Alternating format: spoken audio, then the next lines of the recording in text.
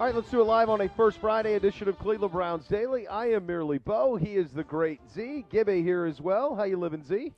Doing fine, man. A little bit of a wild day, and it was even wild into the night. You don't say. But, now kind of the dust is settled. I think the task, as we said yesterday, for the Browns remains very much the same. But I'm good. I'm excited. Excited to I got my a spring break trip with the kids coming up tomorrow, which will be should be a lot of fun. What a First Friday for you. Great First Friday, because it's actually like real Friday. Actual Friday. Nothing better than a First Friday that's like an actual Friday. Yeah. That's a real Yeah, win. it's about as big as win as can be. Yeah. One thing we have not had a chance to discuss yet, as we are now into a First Friday, and normally we would have, but we just had so many things to discuss, is I was curious if either of you guys, especially Gibbe, as someone who grew up a Dookie, took in what happened on Saturday at Cameron between Carolina and Duke and Coach K. Did you watch it, Gibby? I know you were you home yet, or were you in transit? No, he were was you? literally on the top of a mountain playing golf. So you were still playing golf and you missed it. Yeah. Z, did you watch any of it? I DVR'd it. I was watched it. Okay. able to see kind of in real time a lot of what was going on due to just how great Twitter is, and was able to watch a lot of stuff. I got to see, thanks to Barstool, I got to see all the shots of the devastation in the crowd, which was tremendous fun. So, yeah, I got a sense of certainly what was going on. Well, I'm a big fan of this is something we'll never see again. So I watched it in real time, and so this is something that he obviously wanted because he planned all of it, including the post-game celebration and all of it. He's let this be known for a year, so he wanted the retirement tour, all of it. In real time, this game was supposed to start at 6 o'clock, but the Kansas-Texas game went into overtime, so you didn't even get to see the preamble on ESPN. Oh, You didn't get to see his walkout. You did not get to see the players surround him. That was all. They were trying to split screen it as the Kansas game was going on, so they moved it to ESPN2. So that didn't happen. Okay, that didn't happen. So that's a mistake on their end because college games never end in the window that you expect anyway, ever, not ever. So which is about ready to be a frustration for everybody in March Madness. So you miss the beginning of it on ESPN. So if you have it on DVR and ESPN, you missed all the stuff at the beginning. So then Carolina wins, so that's less than ideal from their vantage point. After Duke played a really good first half, Carolina wins. But then at the end, Coach K obviously at this point doesn't want to be out there, and the point where he gets on the mic and says, "You be quiet. This is unacceptable. You be quiet," was just comedy. And you could tell, it was the best part of the entire day when he was like, "I'm sorry, yelling that at we people. sucked. We will be better." This is unacceptable. Yeah, unacceptable. This is unacceptable. Be quiet. No, be quiet. Chastising 10,000 people there who were just there to praise upon him. And then they awkwardly gave him a bleacher and a painting. It was just a weird kind of, for something that had been playing for a year, everything that could go wrong did. And as someone who I knew was a big Duke fan, such as yourself, Gibbe, I was curious, and I hadn't talked to you about it if you saw it in real time, or if you saw just how spectacularly bad the whole thing went. I had a bad feeling they would lose because of all the circus around it. Yeah. I love K. I'm a Duke fan. I didn't necessarily agree with the whole year-long celebration. I thought it was just awkward at every arena he went to.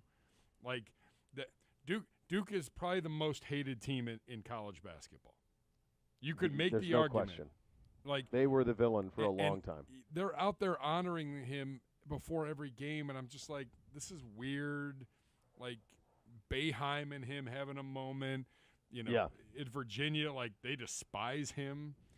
And then Carolina didn't honor him, which is why they weren't Duke handshakes. Is mad about that. That's why there weren't handshakes. It's a rivalry. Chris Carrawell wouldn't shake Hubert Davis's hand in the line because apparently they didn't honor Coach K at Chapel Hill. Yeah. Meantime, Roy Williams, who's also a Hall of Fame coach, who's won national championships at Carolina, he just retired one random day last spring, and that was it. Yeah. I almost would have preferred that over what – I didn't have a good feeling about the game, but K post-game, that is vintage Coach K.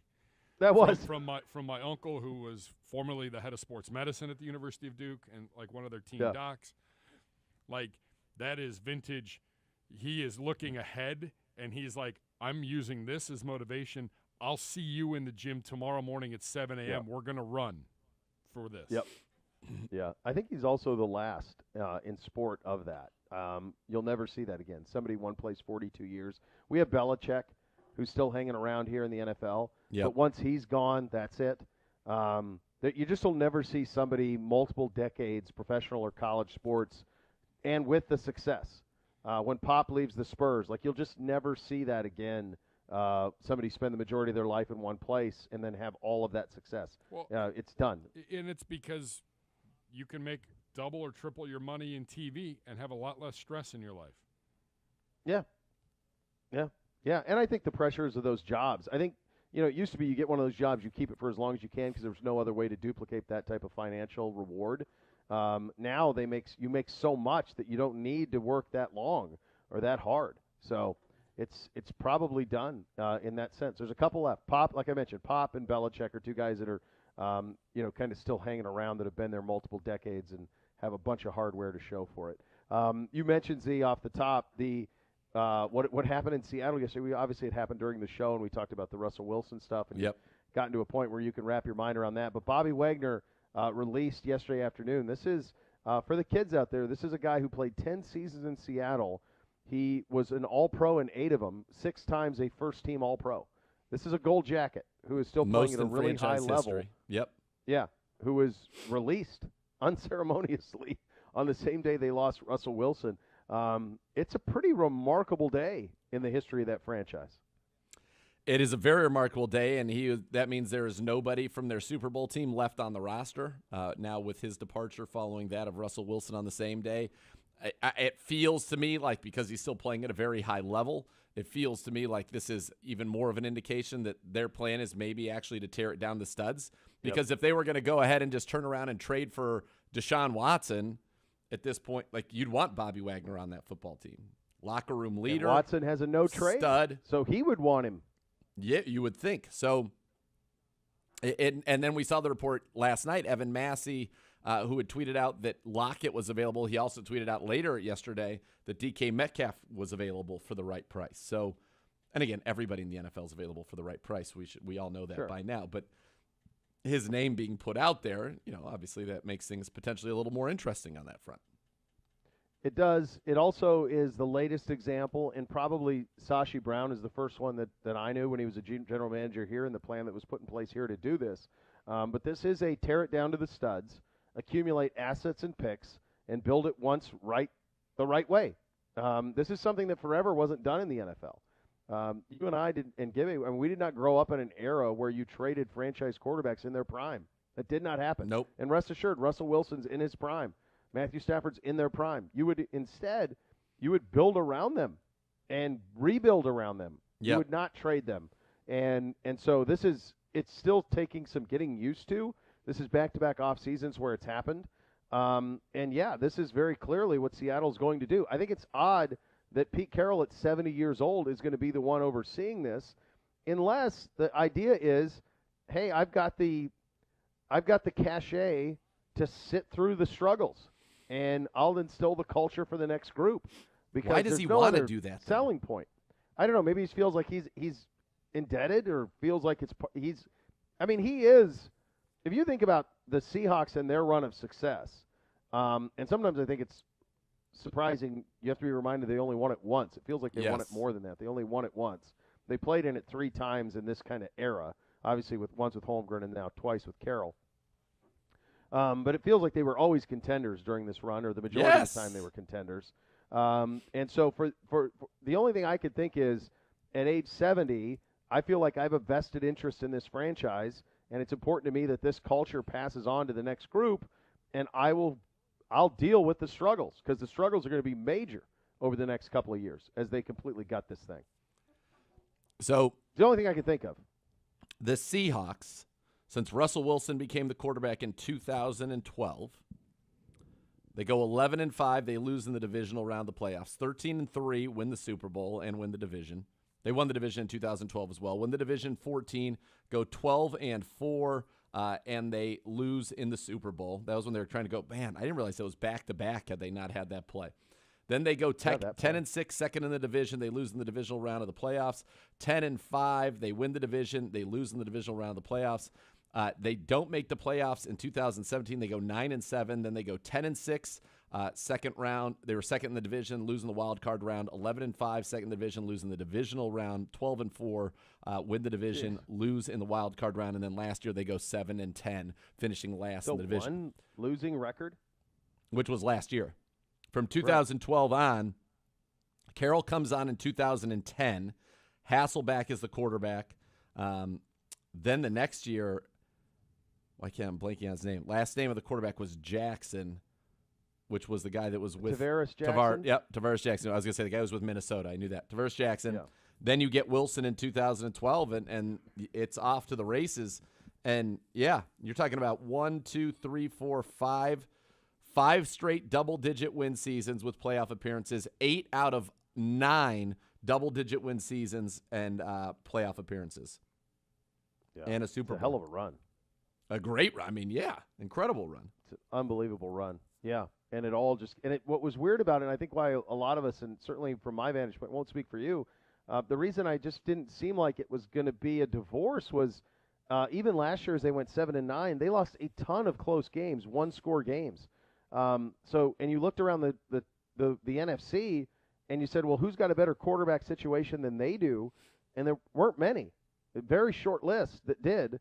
And you said, boy, a lot of close games. You could be right back in it as contenders. Yep. And instead they go the other way and they're starting over. It almost seems like premature to do it. I do wonder, like, if they don't do the Jamal Adams deal, are they in this spot? Because they gave up all those first-round picks for Adams. And maybe this is the only way they think they could recoup. To your point, they go 7-10 this year. They have a point differential of positive 30. 2 years ago, they go 11-5, make it to the divisional round of the playoffs, and they had a point differential of positive 7. So it's not like they were a bad team. They lost, as you mentioned, some close ones. But now that you're going where you're going, they've had it, and it feels like a lot of people are saying that, and we'll talk with Benjamin Albright about this, but ultimately Seattle didn't really want to trade him, but Russ was ready to go. Yeah, that he was. But, yeah. So what did you say they were? They were plus 30? They went 7-10 and were plus 30 on point differential? Yeah. So even for perspective, just to give you an idea, like Atlanta was 7-10 and their point differential was minus 146. So that gives you an idea of what you're talking about. Washington was 7-10. Their point differential was negative 99. Yeah. The team he's going to, Denver, was plus 13 on that. We were obviously 8-9. Our point differential was minus 22. Just to give you an idea of kind of why, the thinking was what the thinking was on that front. I'll tell you what, if they don't win that title, and it's not like they lucked into it. They housed the Broncos in that Super Bowl. Absolutely housed them. Yep. But they're lucky they did. Because, we talk about all of the things that we've been through as a sports city. Seattle's been through a lot, man. They have been through a lot. They had to sit and watch the trade of Ken Griffey Jr. Yep. They had to watch Alex Rodriguez leave. And Ken Griffey Jr., for the kids out there, if you're a man in your 40, Ken Griffey Jr. was the most popular baseball player by 1,000 miles. Yep. I mean, they're second with 100th. There was nobody close to how popular Ken Griffey Jr. was. They traded Gary Payton. They traded Russell Wilson, and they lost the Sonics. Not only did they lose the Sonics, a Seattle native who wasn't hurting for money sold the Seattle Supersonics to a man from Oklahoma City in spite of his hometown. Yes. Like, I don't know. Again, state school. But are there any corporations with any cash that are based in Seattle? Boeing, Starbucks, Microsoft, Amazon. Yeah, a few. Well, Schultz was Starbucks. A few. I'm doing tongue in cheek, but my God, you could argue it's from a city standpoint, it's got as much corporate money as anybody outside of Silicon Valley in the country. And it's a pretty sweet place. And they go, no, we're going to OKC. We'll sell it to OKC. Howard Schultz sells it to Oklahoma City. He's a Starbucks guy. Doesn't need the money. Here, Oklahoma City, take them. Wait, what? What? Yeah. Like, still strange. All these, even absurd. these many years later. It really is. Really is. So but they do have the one Super Bowl. Really could have. I mean, just run the ball, and you have 2 in back-to-back years, which would have been pretty cool. But it does change the trajectory of the job ahead. And you mentioned, from our perspective, what we have to do, what the rest of the AFC has to do. I thought you put this really smartly yesterday. It is an arms race. It's an arms race, and you better keep up because there's 6 teams in the AFC right now that are loaded for bear for whatever comes in 2022. Yeah, you are going to have to be able to score and run a gauntlet of teams that can absolutely score the football, and it is going to be a devastating, I think, offseason in the sense, not for the Browns, but just in terms of the race to get these guys. Like now, if you're in the AFC, you can say all you want, I want to be a defensive juggernaut. The rules have changed. It is too hard to be a defensive juggernaut consistently, week in and week out, and try to run to a Super Bowl there. Yeah, you've got to be able to get after the quarterback. You got to be able to try to stop people from throwing the ball. Browns pretty well positioned to be able to do that, but you've got to be able to score. And so when I say devastating, the impact in terms of the prioritization now of getting guys who can get you chunk plays in free agency in the draft in this division and in this conference, and then guys who can try to stop that, that's the number one priority, period. And for us, unfortunately, not unfortunately, our best room does produce chunk plays, but it's our running back room. That's our best room by far. And I think you're going to need your best room to be quarterback. Obviously, that's the most important. And then wide receiver. You need these playmakers to compete with Denver, with Kansas City, with the Chargers in the AFC West. The Raiders, no slouches themselves. Then you think about Josh Allen and the Bills. Then you go and you talk about, just how loaded, and who am I fanning? Lamar Jackson and the Ravens, they can score. Joey Burrow, obviously, and the Bengals. I mean, you're talking about a conference with quarterback play that's off the charts. I mean, I talked with a bunch of people, even in our, around here in our football side. They can't remember, and, maybe you can do the research and somebody will pull up at one point in NBA history. There's, there was a division that was better, but Mahomes, Russ, Herbert, Carr right now, incredible. Now, they only have 2 Super Bowl wins, and so people would say, well, there's only 2 Super Bowl wins there. Other than Russ. But they're all young, other than Russ.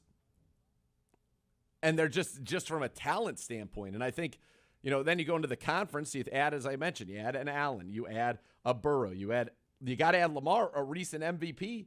I mean, and now we'll find out. We'll have some clarity on Deshaun Watson as soon as Friday. It could be bonkers loaded. I mean, you have 6 teams: Kansas City, L.A., Denver, Cincinnati, Buffalo, and Baltimore with a healthy Lamar. And remember, they almost made it last year with all of those injuries, including him. That's 6 teams that are. I'm not as bullish on the Ravens as others. I think there's maybe some more turmoil there than people perceive. It could be. Point. I mean, it could be. But let's also understand who they lost last year, and we're still in the thick of it. Yep. And they played without so many regulars right away. Yep. But yeah, there could be some over there. Even if you'd give them out, that's still 5 that are as dynamic and can score at any point on anybody. And now you added that with bringing in Wilson. I got to think Watson moves himself to the NFC. That's my hunch, that he forces his way that way if it all goes his way. We'll get you an update on that. We're 50 days away from the NFL draft. Many a slip betwixt a cup and a lip on that. Go around the league as well. It's coming up next. Ben Albright, who's been all over all of this, he'll join us in about 12 minutes from now to break down how this all happened between Denver and Seattle and how it changed the trajectory of that franchise. We're off and running here on a First Friday. Cleveland Browns Daily, 850 ESPN Cleveland.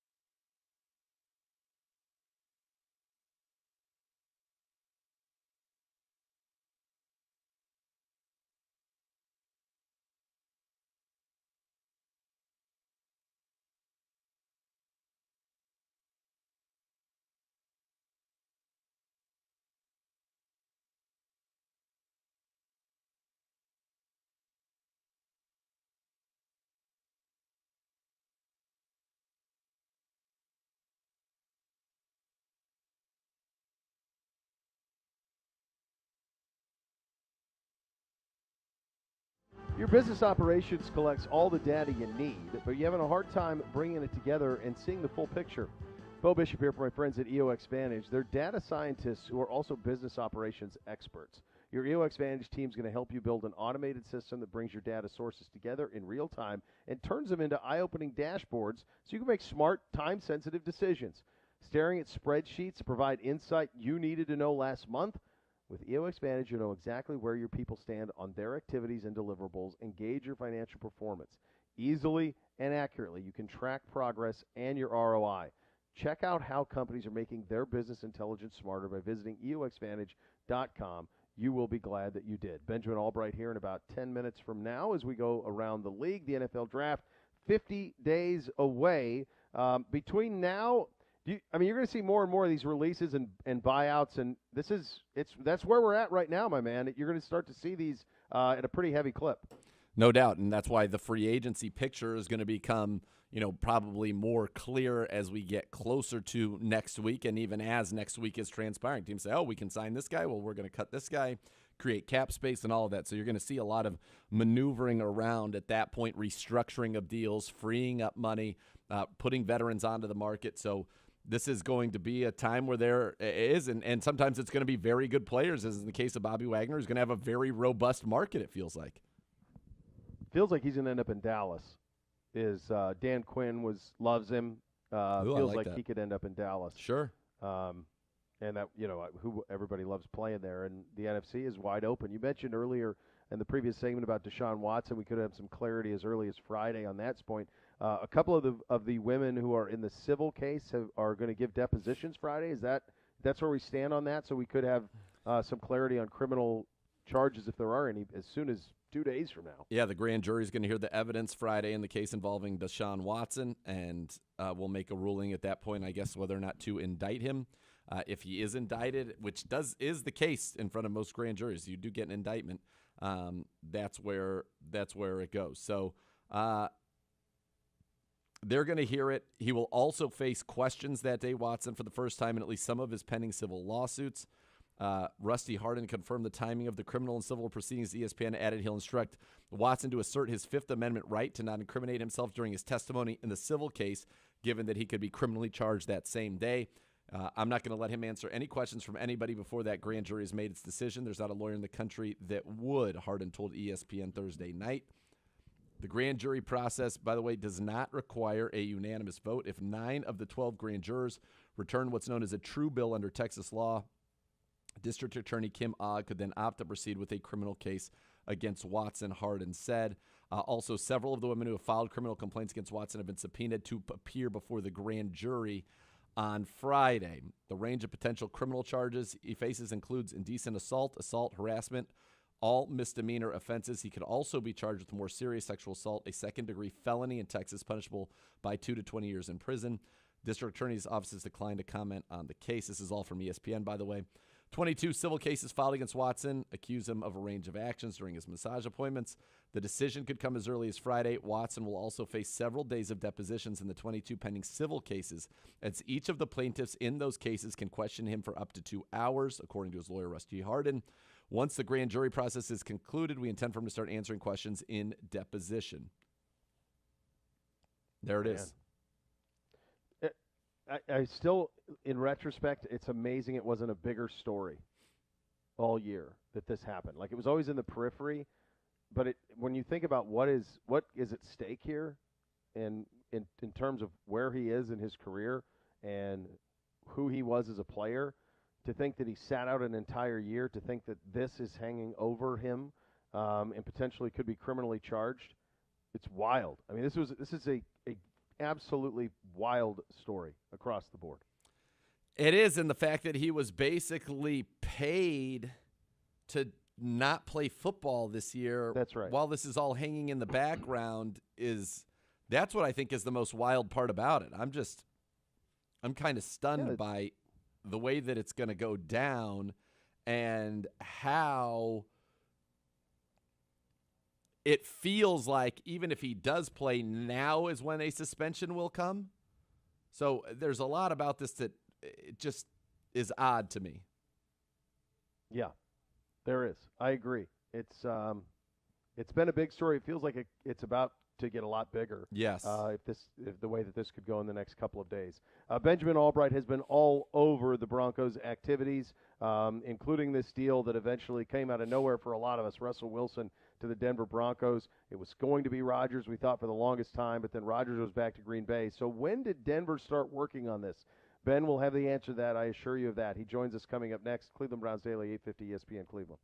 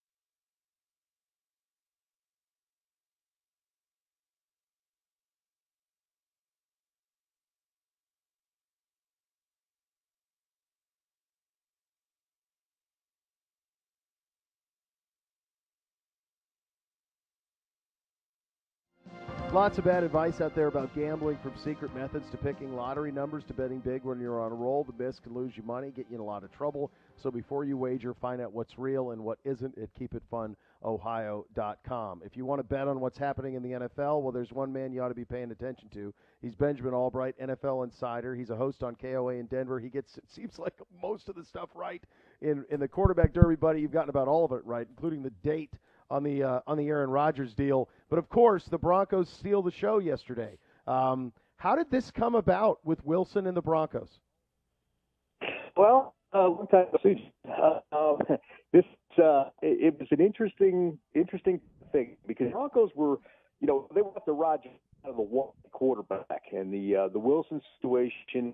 They knew Russ had interest dating back to last year in October when they got a tip on that, but this offseason, that's kind of plan B. It was kind of like, if we get Rodgers, we'll kind of look at the Russ thing, and started figuring around the scene that that Aaron Rodgers was going to probably go back to Green Bay, and then they got a tip Sunday before the combine that he's definitely going back to Green Bay, and at that point in time, they kind of pivoted.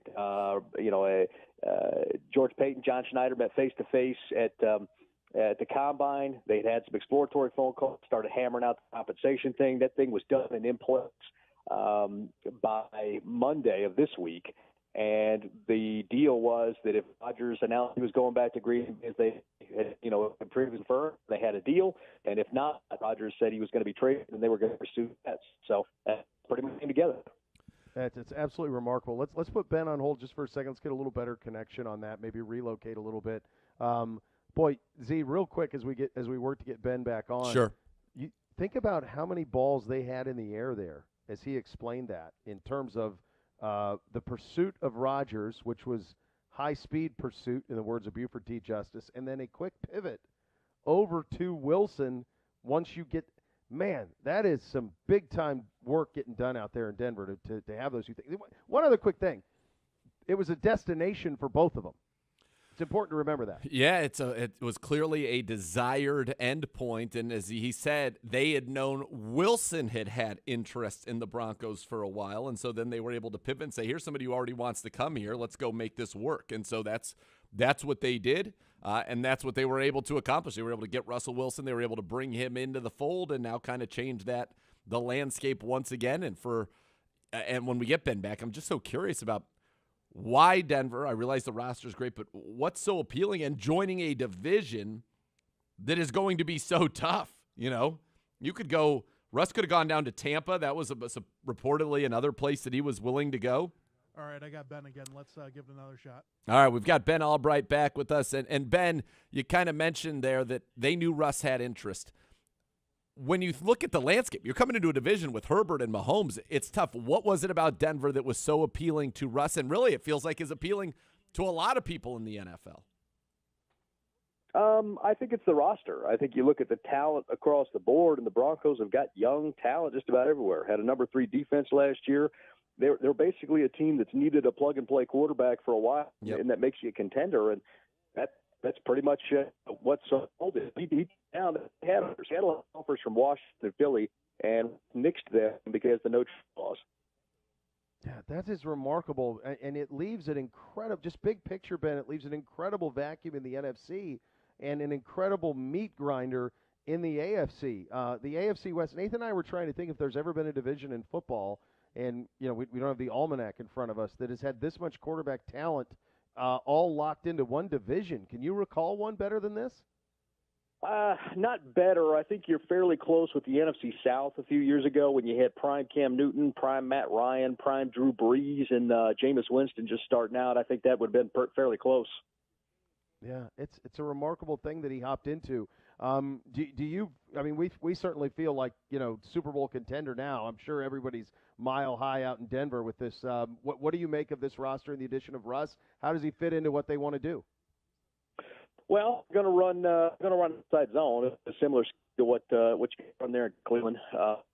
It's different from what Hackett has previously run, big gun guy.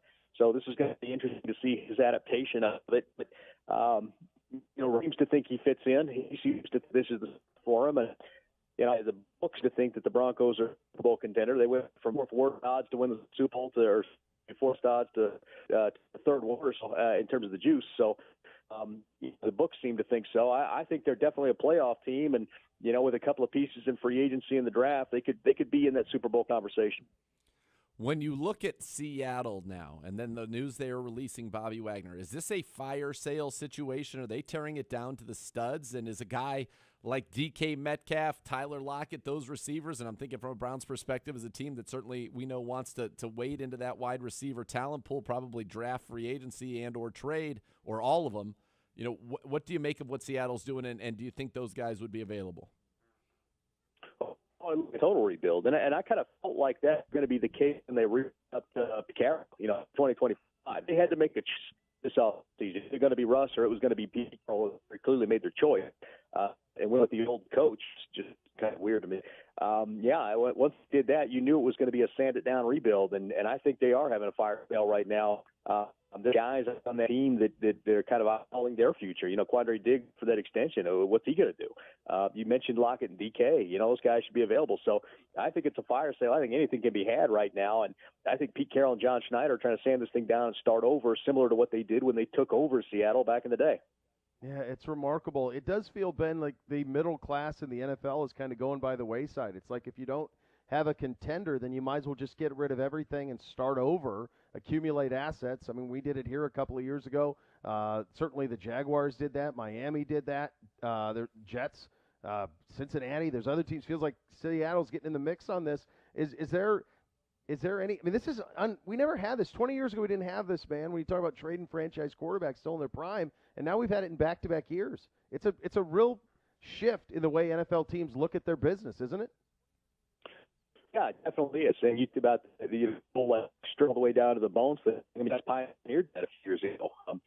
Seattle, I think, is going to be interesting. You've got Pete Carroll and the coach and all these other teams that have sanded it down have either had first-timers or, guys that weren't widely respected. I'm not mentioning any particular Hugh Jacksons, but it's just one of those things where you've got a respected coach in this particular situation and that's trying to do it. And that's going to be, I think, the interesting take on this Seattle version of it. One of the things I said when this Russ trade was happening, I thought for the Browns, the mission was still clear to improve the passing game, but it's an arms race in the AFC, isn't it? Like, everybody's going to have to be able to put up points to run the gauntlet that you're going to have to run of quarterbacks and talent to get through the AFC and represent this conference in the Super Bowl in 2022. It's an arms race, I feel like. Is that the sense that you're getting from teams, and that's what they're going to have to do is figure out how we can score? You can only stop people so much in the NFL with these rules. So it's going to be about your ability to go score for score with them. That's exactly it. Literally an arms race. If we're talking quarterback arm, I think that looking at the data from last year, I think the gauntlet has been set. You have to score 24 or more points per game in order to win in the modern NFL. If you look at the teams that made the playoffs, I think the one team that didn't was Tennessee, and they were close. I have to go back and double-check my math on that, but I'm pretty sure that's right. But if you're not scoring 24 points a game, the rest does not matter, even at the top defense. I mean, the Broncos had a top defense last year, and they were only scoring 19 points a game. They were nowhere close to playoffs. So if you're not scoring in the modern NFL, you stand a chance. Ben, you met Benjamin Albright with us, of course, the NFL insider on this program of note, and frankly around the league as well. The track record's been incredible the last couple of years, buddy. Host and reporter on KOA in Denver. The last guy out there that you want to talk about an arms race it's Deshaun. It's really complicated. It feels like it's going to get more complicated on Fridays, kind of the read on it that I have now. At least I guess you'll get some clarity, but this thing could get really noisy in a hurry. What are you hearing on the Watson front? What is Houston's plan for him one way or another? Well, he's going to take the fifth to every question on Friday because there's still criminal stuff outstanding. That criminal stuff we'll hear by April 1st. That's the going theory right now as far as that the grand jury is going to return charges. What we're getting Friday is civil stuff, and he's going to plead the fifth. And so I don't know that we're going to get much clarity. I talked to somebody down in Houston, and I'll say this, man, on the criminal side of it, there's some serious worry that's actually going to get out of this. Everybody is Carolina's clearing cap space and trying to make room to people to make a big run at him. I would wait. I wait until after that grand because this might catch charges and he may never play down. Jeez, incredible stuff. Yeah, really is. Ben, we thank you so much, buddy, for your time, and boy, you crushed a lot of this stuff. Yeah, McAfee's giving you credit now. I mean, The ball sometimes has to be spiked for you. I'll be happy to spike it for you here, pal. Yeah, I just want to stay Well, hey, hydrated. You're running a lot of victory McAfee, laps. Stay hydrated out there, Albright. I'll do my best. McAfee's got a line. CBD's number one for me always. I love it. That's right. Get in line, McAfee. The great Benjamin Albright, NFL insider and host and reporter on KOA in Denver. He nailed this. He nailed the Rodgers one. The Wilson one came out of nowhere. I'm kind of with him with the Watson stuff. It does seem like this has taken an interesting turn here in the last couple of weeks, my friend. Yeah, and I think it's always been in kind of people's minds a foregone conclusion that he wouldn't face the criminal charges, and now, you know, when you read about kind of the history of the grand juries in the state of Texas, I think it's something like it's over 90% of cases brought to a grand jury get an indictment, and then they go to a trial. If you're innocent, you get a chance to be proven innocent in the trial. So it could turn that way, and if that's what, you know, Ben's starting to hear and there's starting to be some nerves around that, it is possible Deshaun Watson will never play in the National Football League again. And now it could go the other way, and then that'll reheat all this stuff up. But, you know, let's say Deshaun Watson is taken off of the board. We already know there are more openings than there are quarterbacks available. Now you got Garoppolo. You've got Jordan Love potentially as somebody coming out of Green Bay. But what is he? We don't know. You almost felt like the team that would have made the move for him, right, would have been Denver, because they would have known, Hackett would have known, can this guy play or not? Well, they're not trading for him. That's not happening. No. So that part of it becomes interesting, and then you have to ask yourself, okay, is there somebody who's willing to completely restructure their contract to get out of Dodge? And you know, Matt Ryan would be a name. Is Matt Ryan willing to move around his contract so that it's not what it currently is, so that one of these teams that still feels they're just a quarterback away, is he willing to move? Because that's the problem. If you're Matt Ryan, though, I mean, that's the name. I agree with you. That's the name you think of. But the problem if you're Matt Ryan is, and it's not really a problem, but just put yourself in his shoes. You're going, heck, man, we can win the South. Like, you look around the South, nobody's got quarterbacks. Like, Sure. it's Jameis, it's the Florida kid, Kyle Trask at Tampa, and Darnold. Like, if you're Matt Ryan, you're going, yeah, it's been bad here for a while since the Super Bowl. You got no Julio. You got no Ridley now. I understand. That didn't work out but you well could last see how year. you could talk yourself into it. Sure. You know, last year, though, you got to remember Brady's in Tampa. So Sure. that's a different mentality. Now you're talking about Kyle Trask. I mean, there's not a competent quarterback playing that division. No. You go get a wide receiver at number 8. You Sure. put yourself What? right into it. Huh? Stop Yeah. it. I mean, they How could about be they right in draft the a mix. quarterback at 8, because they should have done that last year, and Yeah, then but they're strong make a at move the tight there. end position. You got some pieces. they're strong. I at mean, the you could tight- talk yourself into it. If All you're that ownership and you're Ryan, and the way that division is right now, you could easily talk yourself into pivoting into let's go right now. And Oh boy. I agree with you. Like, it's washed, but at the same time, that division's bad. What is the worst division? Which one is the worst? The NFC North or the NFC South? I think. AFC South. AFC right? South. No, NFC South. Right? NFC South is And the If you're worst. comparing those two, NFC South is the worst. Yes. AFC South isn't a whole lot better with the quarterback situation. The only But- one that's solid is Tennessee. And then you have to look. I'm not all of a sudden thinking like Trevor Lawrence is trash. No. I just mean they're a ways off. I mean, they're picking they're picking first in the draft. Indy They're a long ways off. Indy's a team that feels like it's competent quarterback play away from being a playoff team. Houston is Okay, now, not good. but now we get to the point of who's the competent quarterback who's paratrooping in. Sure. That's the problem. There is no white knight. If Watson is not available, there is no cavalry. Nope. There's nobody in this draft that helps Nope. you right away. There's nobody in free agency. There's nobody available via trade. That's why you went to Ryan. Because other than that, you're talking about Garoppolo. The only one that I am curious about, guys, is if now that this has happened to the AFC West, does Vegas say, okay, we're not winning anything. Let's move Carr for assets right now. There are quarterback desperate teams. Let's move Carr right now for assets, and let's rebuild this thing right now. If we had a better connection on Albright there, we probably would have gotten to that. But he tweeted out earlier today that he would be shocked if Josh McDaniels would move a quarterback that the Patriots were actively trying to acquire while he was with the Patriots, being Derek Carr. And they were trying to acquire Carr? Yeah. They're the ones that I thought of, though, when I thought of, well, that could be, as you're trying to find other quarterbacks, because, again, you're talking about upwards of a dozen teams that need quarterbacks. So who becomes available? Like, would he, if I were Vegas and I look at the landscape and I think about what's happened with my first-round picks, tragedy surrounding first-round picks, the best way to – they're not going to be contenders in that division. They're going to get boat raced a lot. I mean, just devil's advocating it there. They had a GM who had not done a great job with any of those picks, as you mentioned. They lost their coach in the middle of the season, and they made the playoffs. I understand, but it's a different division now. Without question.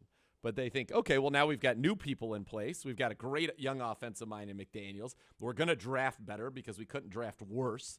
And we've got a lot of the important things in play. And there isn't, to their point, though, is it doesn't feel like there's a roster there that you're stripping down to the studs, and there isn't a quarterback that's going to come in that's going to be better for you than Carr. They're in a weird spot. You've got to position yourself. You'd be in a position where, I mean, no one considers them a Super Bowl contender even last year. They were a nice little story. Like, they're not capable of winning anything. It's a nice little story. And this goes back to the question I asked Ben about the NFL. It's like, if you're not a Super Bowl contender, you're nothing. Like, nobody wants to go 9-8. Nobody wants to go 10-7 and not have a chance. Like, at best, Vegas goes 9-8, 10-7 at the very, and I don't see how that in the division now. So wouldn't you rather be at the bottom for 2 years and put yourself in a position to draft C.J. Stroud or recoup the roster that way? Sure. I do think that if you can get yourself into the dance, there's always a chance. I mean, we had 2 4 seeds playing each other in the Super Bowl this year, which were the worst records of all the division winners. Well, if you have elite quarterback play. But, I mean, I still think, like, Carr can get hot if he's hot. But I don't think their roster's there. He's not as good as the other guys. There's no question. But if you get in the dance, you have a chance. I mean, we boat raced Pittsburgh. We go to Kansas City. Quite frankly, we all feel like we should have won that game. Am I wrong? You can't just stare at me. That doesn't work on radio. You're making a case that if Derek Carr gets in the dance, they have a chance to win the Super Bowl. If he gets hot. Crazy. I'm saying Joe Flacco got hot in the Super Bowl. Those are days in the rearview mirror, brother, and they didn't win because of their defense that year, though. That's not why they won. It's different. It's a different league. I agree. It's a different league. You have to be explosive. You have got to have a quarterback. All right, but if you've got to score points in bunches. If you're saying what you're saying, it's a philosophical question. If you're saying what you're saying about Derek Carr, then who would trade for him? Well, if you're the question is you get him out of that division. Who would trade for him is Indy. Who would trade for him is Pittsburgh. Who would trade for him is anybody in the NFC South. Who would trade for him is Philly or Washington. Because to them, now you can win a division. Now you can advance to the NFC. You want to win a Super Bowl, you said. No, but in the NFC, you can win divisions. The NFC is far more manageable. Sure. You got to think about the circumstance that Vegas is in. They're in that division. Right. But they're not in the NFC East. No, I'm just going back to what you said is if you aren't a Super Bowl contender, what's the point? Are you saying that Derek Carr on an NFC team is a legitimate Super Bowl contender? He's just not. The NFC is different from the AFC for sure. Okay. It's a totally different thing. And I think the point I was making is the mentality in the NFL is shifting towards that. And that's new. That wasn't that way a decade ago. This is the last half decade when this has happened. When teams look at it and say, hey, we're not there. And if we're not there, then we got to find a way to get there. All right. And Vegas is the first team that comes to mind as a team that would have the ability to do that. All right. And I could see if you're in the NFC. Hold on, I got some news for you. Now you're talking about your conversation about get hot. I got some news for you. Get hot.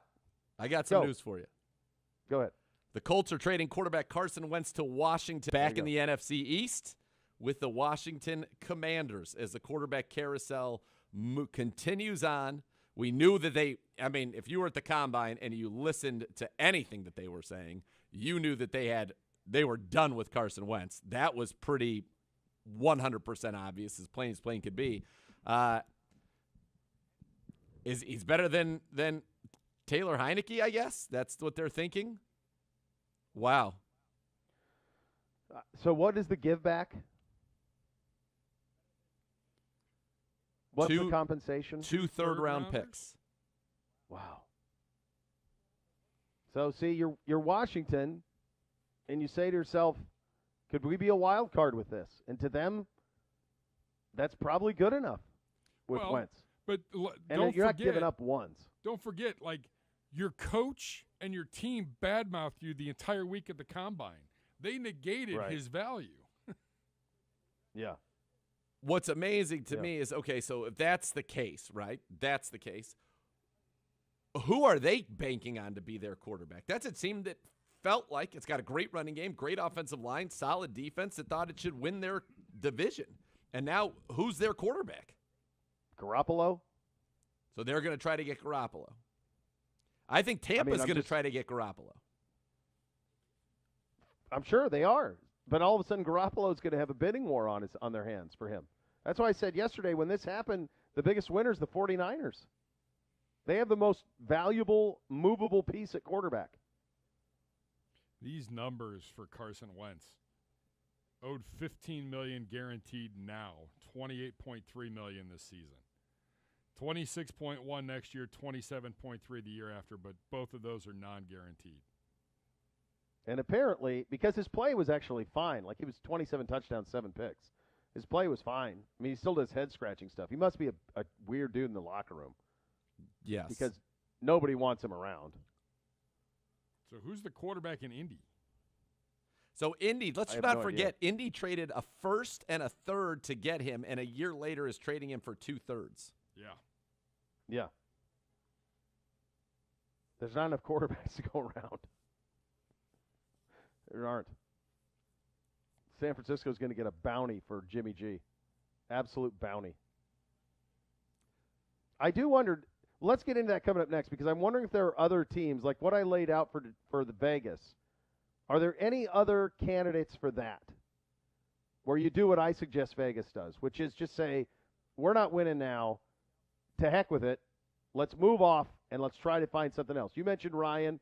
We mentioned Carr. Is there anybody else in that? Because there are too many places that need him, man.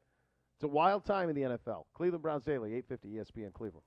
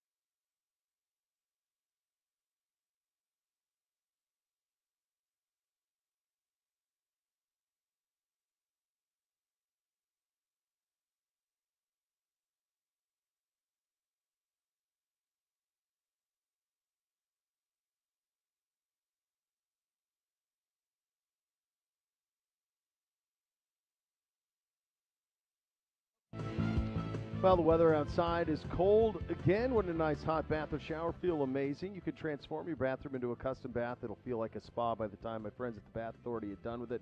They can make it a reality for you in a fraction of the cost of the competitors. Guys, they can do this for you in about a day.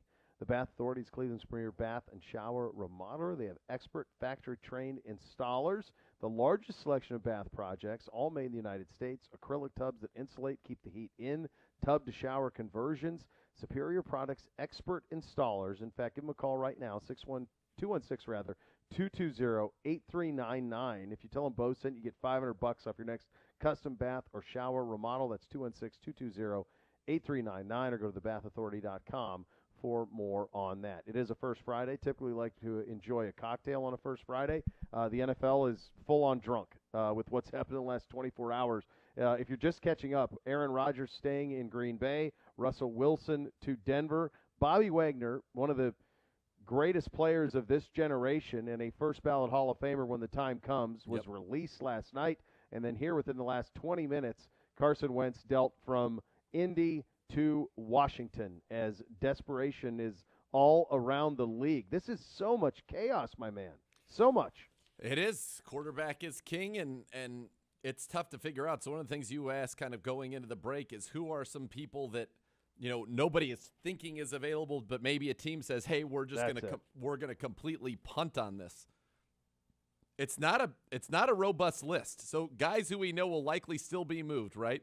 Jimmy Garoppolo, Jordan Love, you have the Deshaun Watson thing hanging out there, but he is the only kind of potentially, elite quarterback. And who knows? His legal situation feels very murky at best.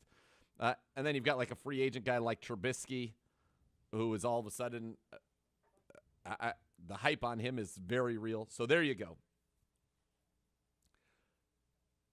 There are teams, and I'm going to throw out, I can only come up with 6.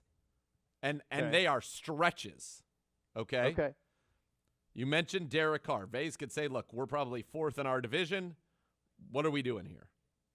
We'll put Derek Carr up. We'll put him on the block and see if we can make a move. And this is not – I don't know the salary cap ramifications of these things. Could there be moves that are made to reduce cap hits, all of these things to make facilitate? Right. But so this is just from the standpoint of if there is this incredible quarterback market – are there teams that now view themselves, based on what's happened in the league in the last 24 hours, differently and say, hey, if we have a guy where we can get an incredible amount of assets back and we can't win it all with them, do we make the move right now? That's the idea here. All right. So you mentioned Matt Ryan in the previous segment. He's a perfect example of this. Now, he's got money that's tough and it's tricky, right? But he would be an example of this. I mentioned Carr potentially with the Raiders. And that's not just necessarily on Carr. It's also on the fact that, they've lost their assets in the last couple of years in the first round to Damon Arnett and Henry Ruggs.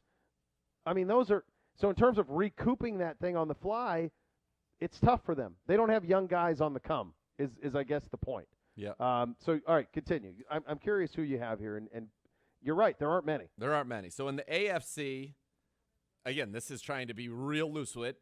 Do the Titans say, look, we have done all we can do. We have not won yet with Ryan Tannehill. We're not going to win with Ryan Tannehill. Let's get some assets and position ourselves for next year to try to get a real quarterback in here. They're a team I thought of.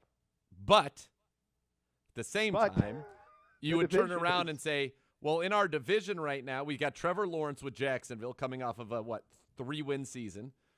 Yeah. Davis Mills is the quarterback of Houston, which is a fire sale.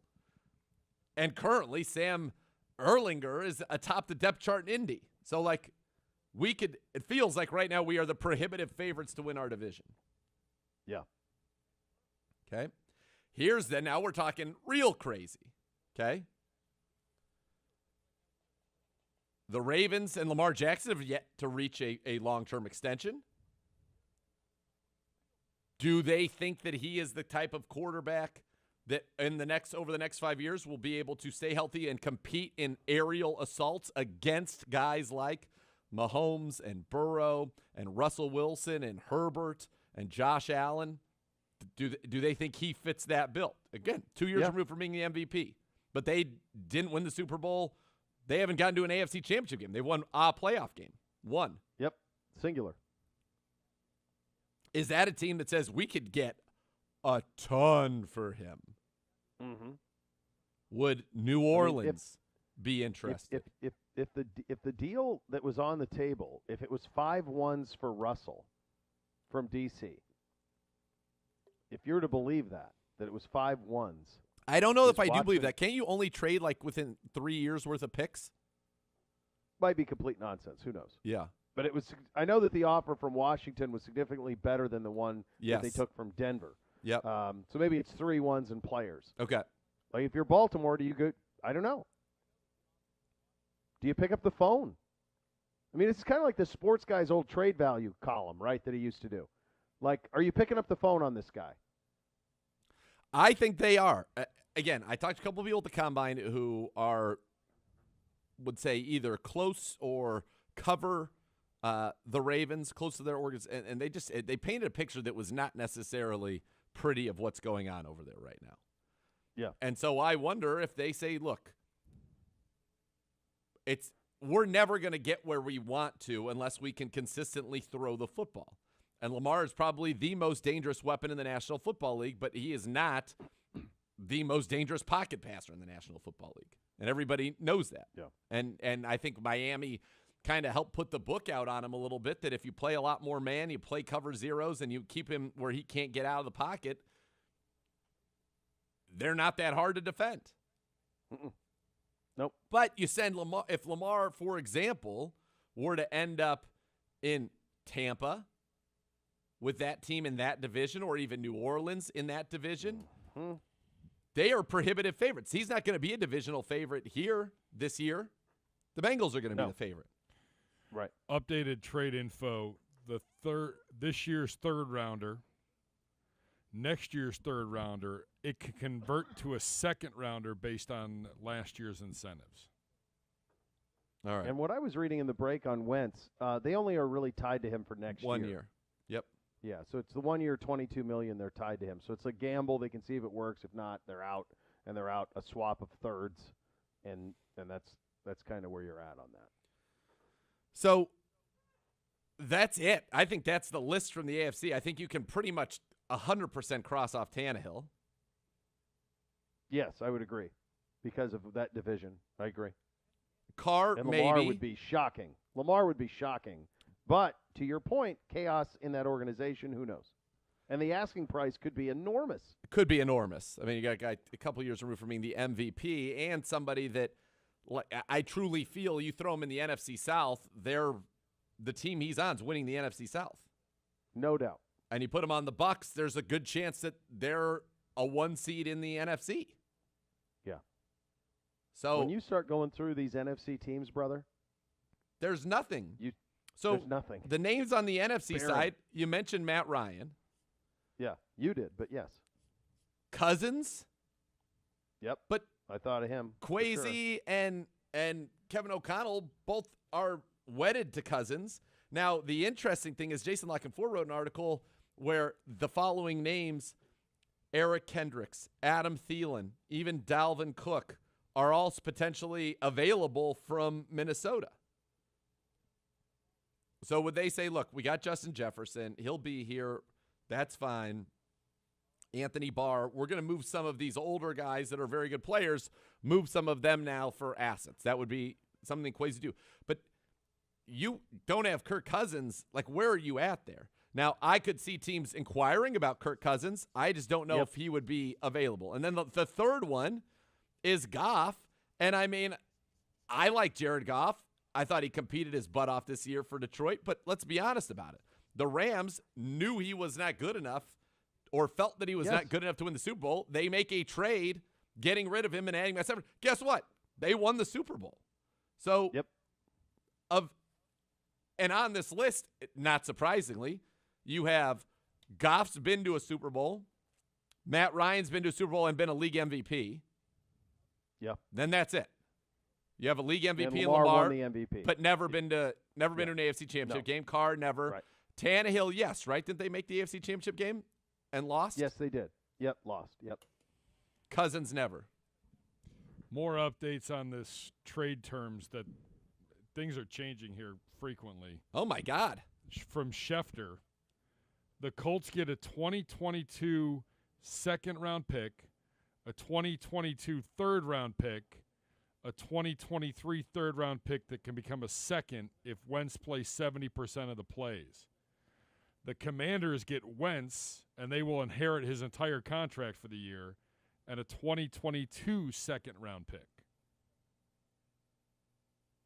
So they swapped twos in 2022. Yep. Yeah. So nets, that's why they said it's for 2/3. Yep. That's the net, with a third that can become a second.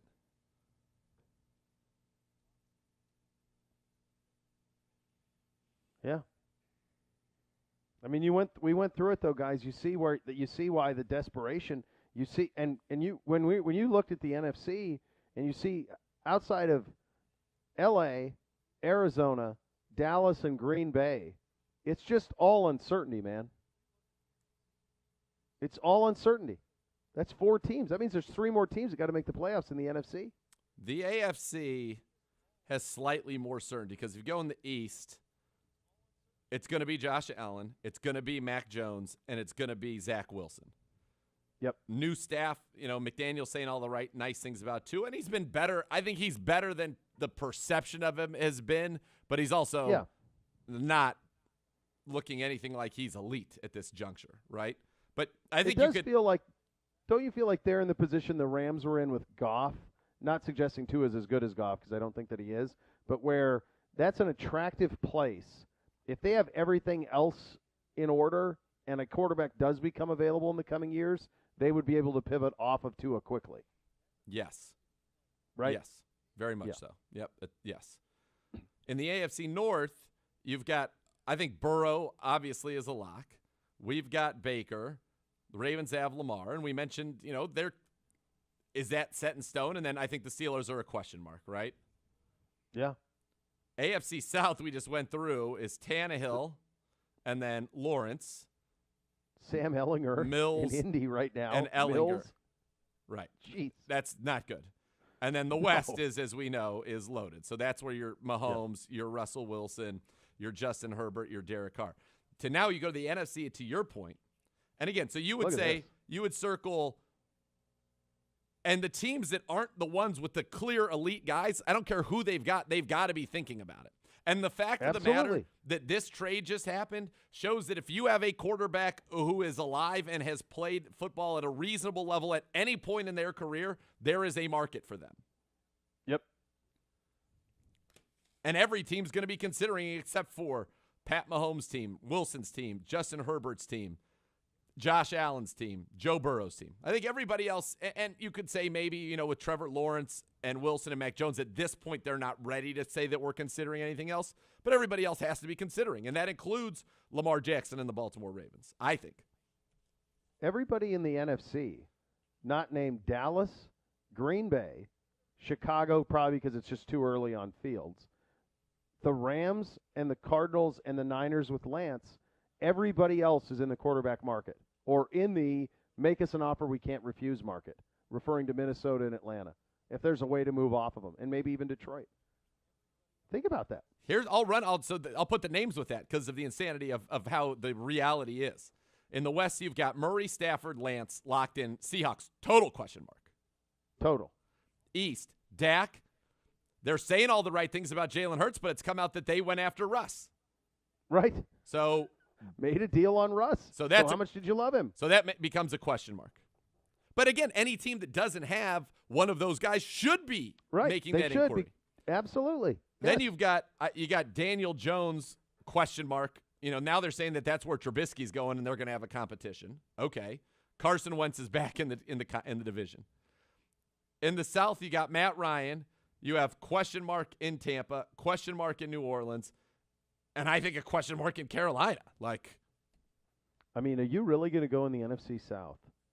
Kyle Trask, Jameis Winston, coming off of a major surgery, and Sam Darnold with Matt Ryan. And isn't Winston a free agent? He is, but everybody thinks he's going back there. And he's coming off a major injury. Right. And then in the North, you've got Aaron Rodgers, yep, Cousins, Jared Goff, okay, and Justin Fields. Yeah. I mean, it is. That's crazy.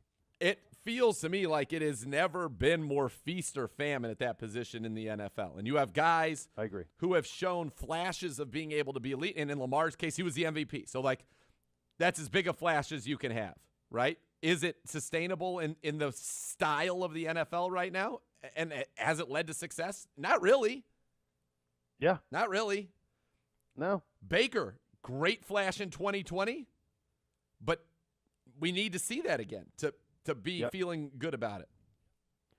Oh, yeah. I mean, from our vantage point, 2020 Baker is the minimum requirement to contend next year. Yes. I think that's 100% right. Yeah.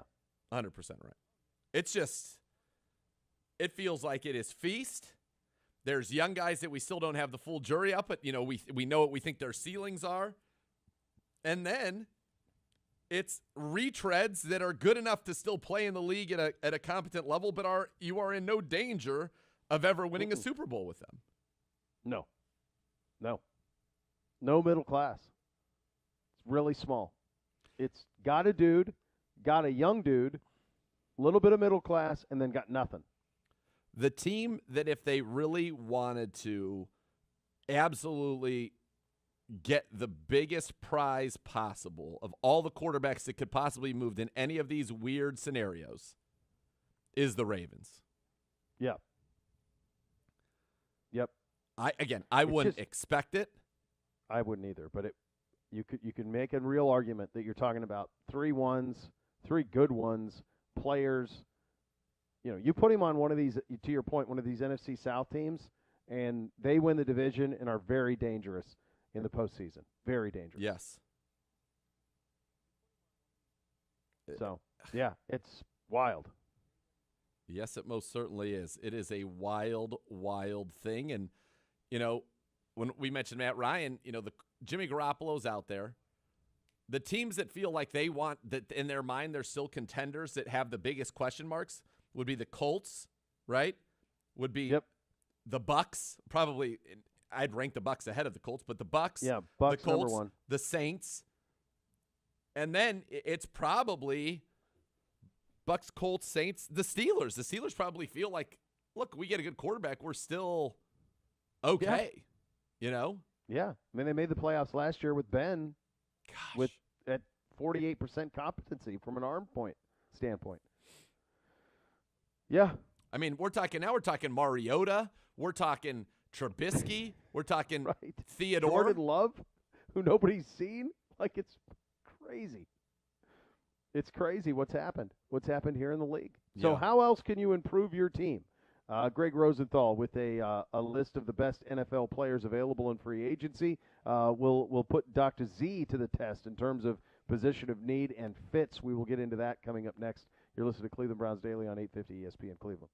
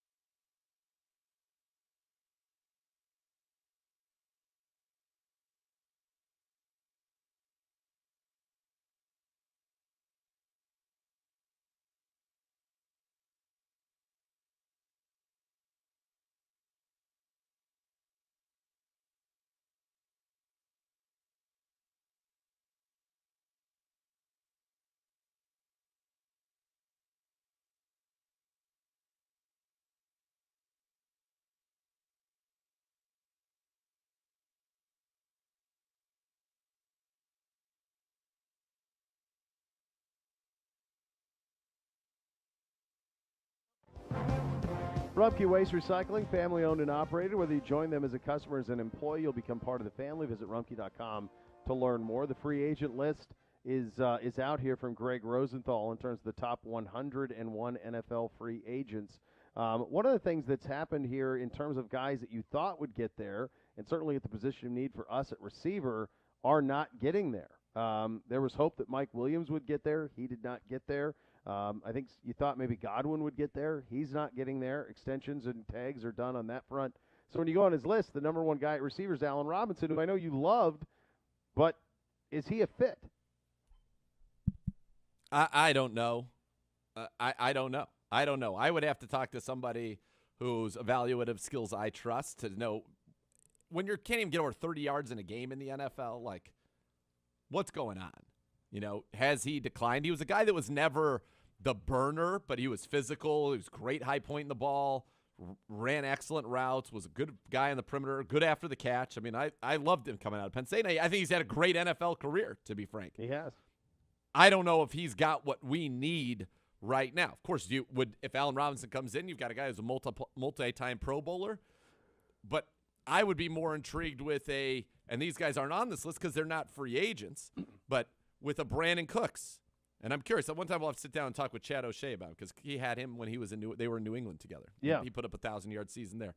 You know, I'm more interested in Tyler Lockett, and then I think the holy grail is if you can bring DK Metcalf in here.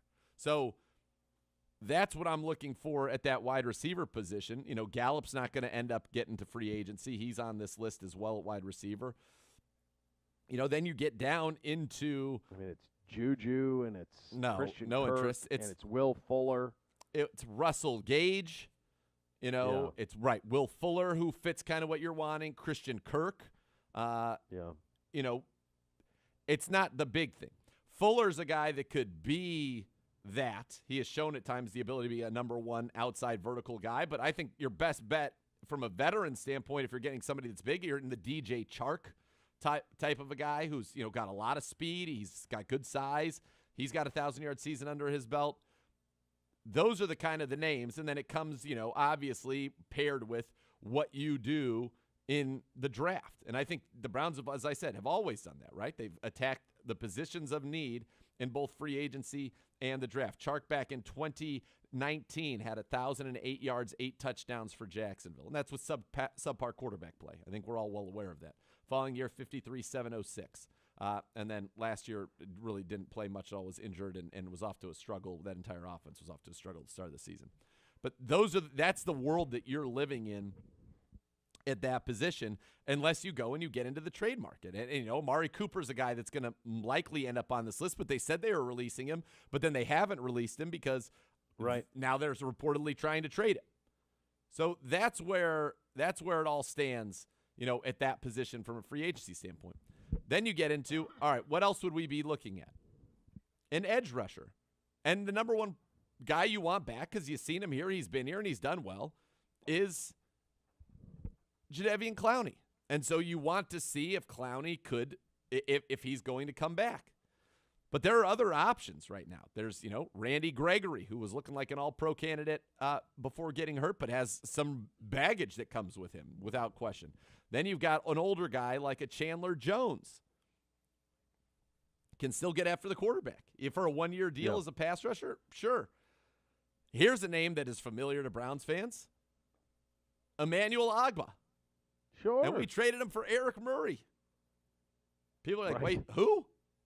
Yeah, and he's become a stud the last 2 years down in Miami. He went to Kansas City for a year, played well, down to Miami in a 4-3, played very well. He's on this. He's the number 9 guy in the overall free agency board, according to Greg Rosenthal.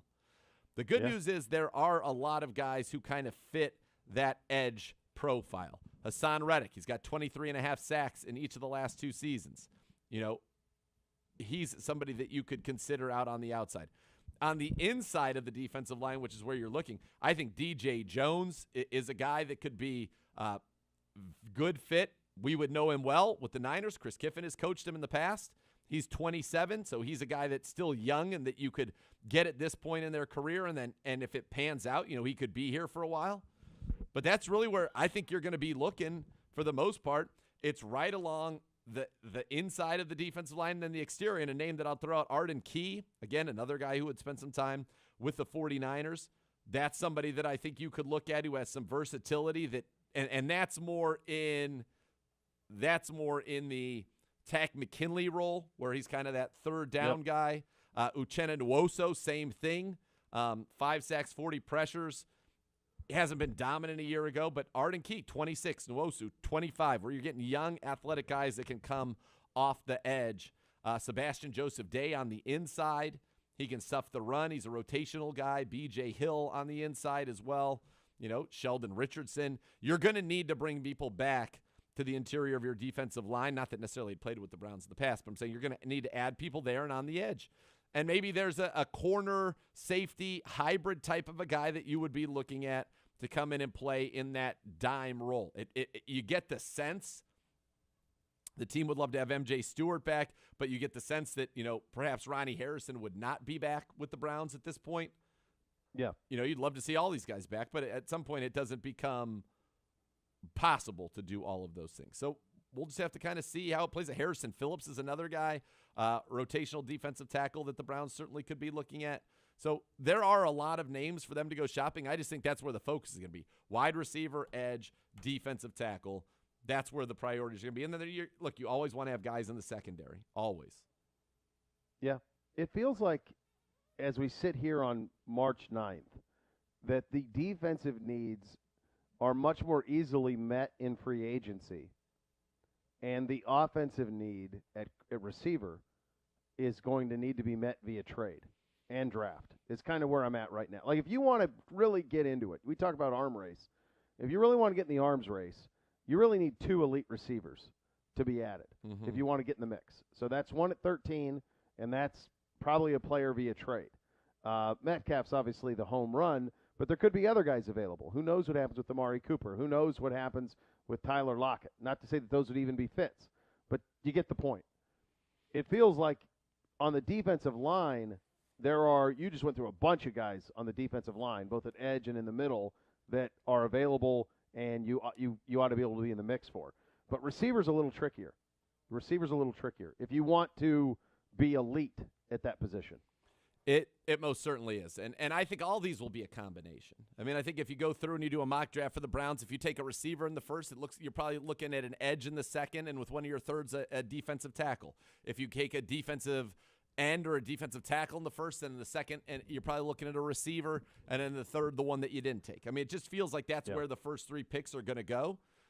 You're always looking for depth on the offensive line. You're always looking for depth in the defensive backfield. But I think that it feels like that's where the assets are going to go for this football team early in this draft. Yeah. And another thing I would add from a free agent standpoint is, and I don't think he's on this list, but Young Hoku, the kicker from the Falcons. I mean, I think our kicking situation is clearly not as important as the passing game situation, but I think it's very important. I think we need to be a competent kicking football team, and we were not a competent kicking football team last year. When you have the lowest field goal percentage in the league, that's not good. And when you're in a division with McPherson and with Tucker and a reliable veteran like Boswell, it's not good enough. And when you lost so many games that were close, and in many of those games you missed a field goal that sucks some momentum out of you, not good. Not good. No. So we've got to be better there. Absolutely. Shaquille O'Neal had himself a moment on Inside the NBA. We will get to that. Plus Todd McShay's mock draft, his most latest post-combine mock draft, will tell you who he has the Browns taking. Here's a little hint. It's not a receiver. We get to that coming up next. You listen to Cleveland Browns Daily on 850 ESPN Cleveland.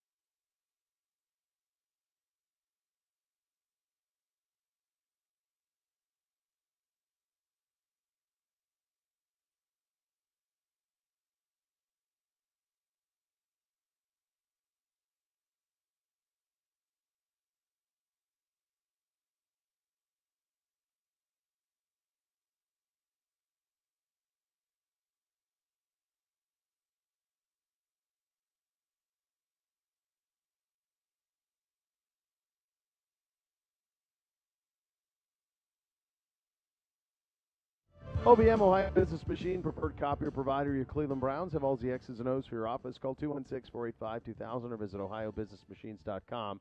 For some background on how this Carson Wentz deal to Washington happened, here's the NFL Network's Ian Rappaport. Yeah, Carson Wentz is a Commander, a trade that has been agreed to in principle. The Indianapolis Colts have been looking to move Carson Wentz after certainly a frustrating season on all accounts, specifically at the quarterback position. The way the season ended, played well at times in the middle, but when it counted, just did not play well enough. And certainly the frustration and angst from owner Jim Irsay was very clear here that they were going to move on, that they were going to move on from Carson Wentz and simply find another answer. We do not know who that answer for the Indianapolis Colts is going to be, but we do know it is the answer for the Washington football team. And, they called a lot of places. They basically, the Washington Commanders called every team. They called on Russell Wilson. They would have been involved in the Deshaun Watson situation if his legal situation had moved a little bit quicker. They may have been involved in Jimmy Garoppolo, had his shoulder not needed surgery. And now instead they settle for Carson Wentz for the price of 2 mid-round picks. And the Colts now, of course, need another quarterback. Well, I think the most interesting thing that I take from that is the read from them that that kind of the feeling we're having on Watson, that there's no end in sight there, because otherwise you just play this out a little bit. Now it'd be tough for them anyway, considering all their off-field stuff. But I think that was the interesting part of what Rappaport said there, that they would have been in on Watson. We know they were in on everybody, but they would have been, but that's taken a little longer than NFL teams had thought. I would also say that I take away from that the Commanders is absurd. Like, every time I hear it, I just think, man, did you blow it. That's why he even stayed with Washington even football he said team football for a while. team. It's better. It's better. Right, it's better. It's so much better. Better than Commanders. It's such Awful. a crazy thing to be that. So they go with Carson Wentz, and boy, the only other guy that's still out there, you just when you hear Irsay talk, you just think about, how old's Andrew Luck? At any point would he ever reverse course? Because he would be, from a valuable standpoint, it would be unmatched if he were somehow available again, even as he hasn't played for, 3 years? 4 years he hasn't played? Yeah, and last time we it's saw cooked, him, I'm sure, but it certainly doesn't doesn't appear that he's ready to go. No, or wants to. Todd McShay with his post-combine mock draft. This was out yesterday. He actually has us going defensive tackle at 13, Devontae Wyatt out of Georgia, which, by the way, we spent a lot of time on the receivers at the combine, and rightfully so. If you're wondering why the University of Georgia won the national championship, if you watch the combine, you know why they won the national championship. They have a ton of defensive talent. They could have 4 first-rounders on that defense, 3 of them on the defensive line. Wyatt, one of them. He is not the one that got all the attention and broke all of the records on the interior. He's not that one, but he is another dominant one. What do you make of us having going defensive tackle here? He has Garrett Wilson going 7 to the Giants, Drake London 8 to the Falcons, which would be boo-boo from my perspective on both counts. Well, I'm locked into receiver, so I'm thinking, at this point, do we like Treylon Burks? Do we like, Olave? Where do we feel I would still be looking there? I like David Ojabo out of Michigan if we're going for a pass rusher. We've seen the kid from Purdue, I want to say, mocked to us in a couple other ones. Karlaftis. Where does he go in this? I don't know. I'll pull it up for you. I'm cycling through, and I believe I haven't seen his name. He hasn't gone 24th to the Dallas Cowboys. He's got Treylon Burks at 22. He's got Olave at 18. He's got Malik Willis at 20 to the Steelers. Based on what we know about quarterbacks and their importance in this league, I just don't think that there's anything that's not. I don't think that's happening. I don't think these guys are going to make it down that far. I think that people are going to go after them early. I could see Carolina at 6. I could see the Falcons at 8. I could see Seattle at 9. All going quarterback. A lot of people have. I think you're going to see 4 of them in the first round. Yeah. So Devontae Wyatt, that's the one. That's not the guy. Jordan Davis. Jordan Davis is the one who looked like Thanos. Yes. Huge guy, 340, ran a 4.7, one of the most impressive showings they've ever seen. Right. Not much of a pass rusher, though. It doesn't feel like he's a big run stopper. Did you see Sam Monson's takedown of him this morning on social of Jordan Davis? No. He goes, I'm going to get the exact quote. I'm going to get the exact quote from Sam as you're talking, because some of the pushback on Jordan Davis is, what's the motor, those type of things. That was kind of the issue with him. He was playing on an elite defensive front. Yes. They're going to have 3 first-rounders on that defensive line. At one point, Sam Monson of PFF, as he was doing kind of this breakdown of Jordan Davis this morning, also Ryan McGee of ESPN had the funniest thing. Jordan Davis is going to has announced that he's going to skip the NFL and just go straight to the Avengers. Here is Sam Monson's full breakdown on Jordan Davis, who's the combine wizard. Davis has a great feel for when simply running 350 pounds forward will mess up the play. He's not really beating his man, disengaging, making a play on the ball carrier, just screwing things up by putting 650, 700 pounds where it's not supposed to be. It's just been through every snap Jordan Davis played in the run game over the last 2 years. Combine workout was insane, size, strength, etc. But even his run D isn't top 15 pick worthy. He's not consistent as Vita Vea was and currently offers less as a rusher. If you take him there, you're projecting a lot, but the workout shows that's plausible. Needs to be able to scale up his workload, ramp up his stamina, and make him a smaller target to double teams and combination blocks. My thought is, I mean this sincerely, you're taking a defensive tackle in the first round in the top 15. He's got to be a pass rusher. It has to be a pass rushing defensive tackle, and I don't know if Devontae Wyatt, who was mocked to us here, if he fits that bill. It feels like in some ways, more about it in terms of these guys. You're seeing more things that are about, what they did at the combine, necessarily more so than what they did in the draft or what they did in college in terms of their stats. So that, I don't know. I mean, it's not what I would be looking. I feel like you want to go much more along, either an edge or a receiver. But if you're going to a guy on the interior, it's got to be a guy that can get after the quarterback. So Devontae Wyatt, Lance Zierlein has him going 30th to the Kansas City Chiefs in his draft. His grade on him, 6.35, will eventually be a plus starter. His NFL comp, Malik Collins, highly active defensive tackle with decent strength, made for movement and disruption, better tape against the run and as a pass rusher. Traits are average, but effort is consistent. Should fit nicely as a rotational gap-seeking 3-tech with disruptive flashes. I don't know. That doesn't scream. That does not top 13, strike. but that's Lance Zierlein's No, that doesn't feel like it to me. Opinion. Yeah. No, I think it would be pretty wild to come out of this. I mean, the only way I could see us going I can't see D tackle. I just can't, based on the needs and the way that the NFL game is played now. But you would almost have to have acquired a big-time receiver via free agency or draft in order to even think about doing this. Agreed. So that you'd have to factor that into it, simply put. Let's have a little levity here on the program. So I think this happened on Monday as they were discussing gas prices on TNT on Inside the NBA, and it led to some brilliance, if you want to call it that, from Shaquille O'Neal. Let's have a listen. I told him I didn't want to get a certain vehicle because of the amount of gas I would have to spend. It cost like $80 to fill it up. And he said, then you said, when it gets to half, then you put $20, you bring it back to full. Yeah. But if I keep doing, I would have to stop more often and still spend 80. No, you wouldn't. Why? You're complaining about when it gets to 0, you spend 80, right? When it gets to half, you put 20. Then when it get back to half, you put 20. Yeah, but I'll keep stopping, putting 20 in, and it'll equal 80, the same amount of gas. I'm driving the same amount of gas. The average human stops once a week for gas, right? With you only work here twice. You would probably have to stop maybe once every 2 weeks. Don't even try it.